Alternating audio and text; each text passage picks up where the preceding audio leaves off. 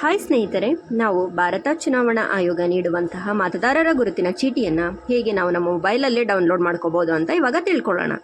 ಇದಕ್ಕೆ ನಾನು EPIC number ಅಥವಾ ರೆಫರೆನ್ಸ್ ನಂಬರ್ ಮೂಲಕ ನಾವು ಇದನ್ನು ಡೌನ್ಲೋಡ್ ಮಾಡ್ಬೋದು. ಇವಾಗ ನಾನು ನನ್ನ ಎಪಿಕ್ ನಂಬರ್ ಬಳಸ್ಕೊಂಡು ಹೇಗೆ ಡೌನ್ಲೋಡ್ ಮಾಡ್ಕೋಬೋದು ಅಂತ ತಿಳಿಸ್ಕೊಡ್ತಾ ಇದ್ದೀನಿ.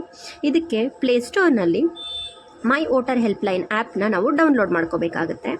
ಸೊ ಈ ಆ್ಯಪ್ ಬಳಸ್ಕೊಂಡು ನಾವು ನಮ್ಮ ಎಪಿಕ್ ಕಾರ್ಡ್ನ ಡೌನ್ಲೋಡ್ ಮಾಡ್ಕೋಬಹುದು.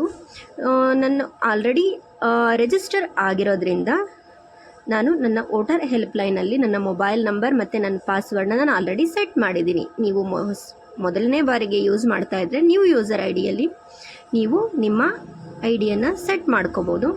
ಸೊ ಇಲ್ಲಿ ಮೊಬೈಲ್ ನಂಬರ್ ಮತ್ತು ಪಾಸ್ವರ್ಡ್ನ ನಾನು ಎಂಟ್ರಿ ಮಾಡ್ತಾ ಇದ್ದೀನಿ.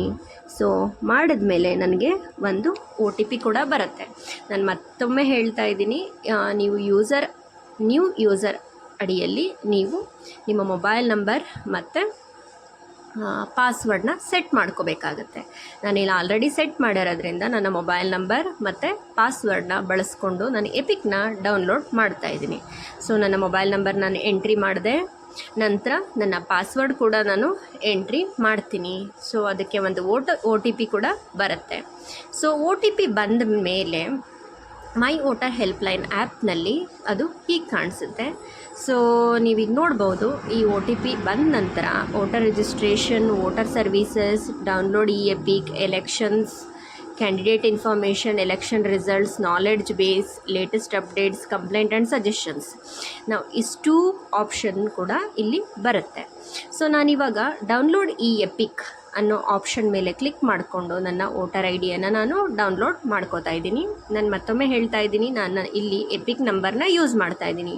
ನೀವು ಹೊಸದಾಗಿ ರಿಜಿಸ್ಟ್ರ್ ಆಗಿದ್ದರೆ ಅಲ್ಲಿ ನೀವು ರೆಫರೆನ್ಸ್ ನಂಬರ್ ಅನ್ನೋದನ್ನು ಬಳಸ್ಕೊಂಡು ನೀವು ಡೌನ್ಲೋಡ್ ಮಾಡ್ಕೋಬೇಕಾಗತ್ತೆ. ಸೊ ಇಲ್ಲಿ ಎರಡು ಆಪ್ಷನ್ ಕೇಳ್ತಾ ಇದೆ, yes I have EPIC number, yes I have form reference number ಅಂತ.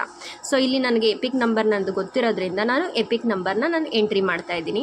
ನೀವು ಹೊಸ ಯೂಸರ್ ಅಥವಾ ಹೊಸದಾಗಿ ರಿಜಿಸ್ಟರ್ ಆಗಿದ್ದರೆ, ಏನಾದರೂ ಕರೆಕ್ಷನ್ ಮಾಡಿಸಿದರೆ ಅಲ್ಲಿ ಎಕ್ನಾಲೆಡ್ಜ್ಮೆಂಟ್ ಫಾರ್ಮಲ್ಲಿ ಒಂದು ರೆಫರೆನ್ಸ್ ನಂಬರ್ ಜನ್ರೇಟ್ ಆಗುತ್ತೆ.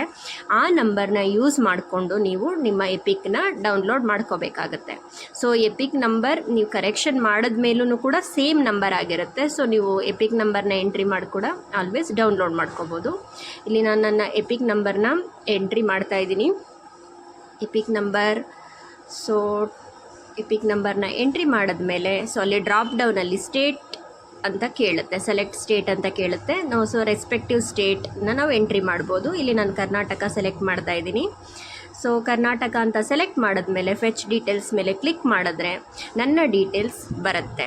ಸೊ ಅಲ್ಲಿ ಪ್ರೊಸೀಡ್ ಅಂತ ಒಂದು ಬಟನ್ ಇದೆ, ಆಪ್ಷನ್ ಇದೆ, ಅದ್ರ ಮೇಲೆ ನಾನು ಕ್ಲಿಕ್ ಮಾಡಿದ್ರೆ ನನಗೆ ಮತ್ತೆ ಅದು OTP ಕೇಳುತ್ತೆ ರಿಜಿಸ್ಟರ್ಡ್ ಮೊಬೈಲ್ ನಂಬರ್ಗೆ. ನಾನು OTPನ ಎಂಟ್ರಿ ಮಾಡಿದ್ಮೇಲೆ ನನ್ನ ಎಪಿಕ್ ಹೀಗೆ ಡೌನ್ಲೋಡ್ ಆಗುತ್ತೆ. ಇಲ್ಲಿ ನೀವು ನೋಡ್ತಾ ಇರ್ಬೋದು, ನನ್ನ ಎಪಿಕ್ ಡೌನ್ಲೋಡ್ ಆಗಿದೆ.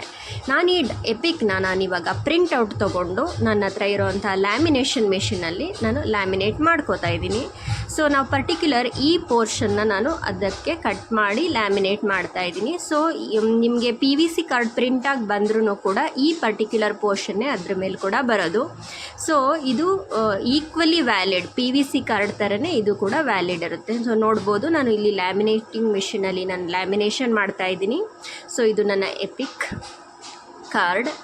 ಸೊ ಮತದಾರರ ಗುರುತಿನ ಚೀಟಿ, ಇವಾಗ ನಾನು ನನ್ನ ಮತದಾರ ಗುರುತಿನ ಚೀಟಿಯನ್ನು ನಾನು ಮೊಬೈಲ್ ಮೂಲಕ ಡೌನ್ಲೋಡ್ ಮಾಡಿಕೊಂಡು ಪ್ರಿಂಟ್ ತೊಗೊಂಡು ಹೀಗೆ ಇಟ್ಕೋತಾ ಇದ್ದೀನಿ. ಸೊ ಈ ವಿಡಿಯೋ ನಿಮಗೆ ಇಷ್ಟ ಆದಲ್ಲಿ ಲೈಕ್ ಮಾಡಿ, ಶೇರ್ ಮಾಡಿ ಮತ್ತು ಸಬ್ಸ್ಕ್ರೈಬ್ ಮಾಡಿ, ಮತ್ತು ಇನ್ನಷ್ಟು ವಿಡಿಯೋಗಳನ್ನ ಮಾಡೋದಕ್ಕೆ ನನಗೆ ಸಪೋರ್ಟ್ ಮಾಡಿ.